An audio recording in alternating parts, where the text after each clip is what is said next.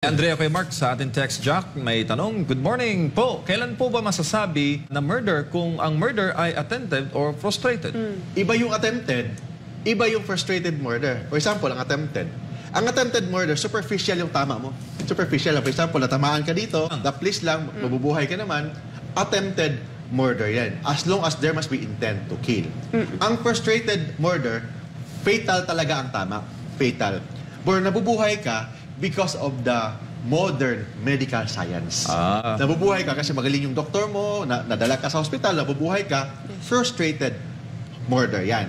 But kung natamaan ka, superficial lang, daplis lang, mabubuhay ka naman, ayun ang tinatawag na attempted murder.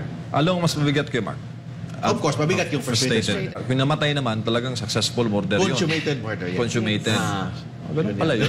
Lagi ko nababasa sa balita yun eh. Yung consummated murder, frustrated murder, attempted murder. Iba yun. Iba depende sa tama. Kung natamaan ka, daplis lang yung tama, yan, superficial lang yan.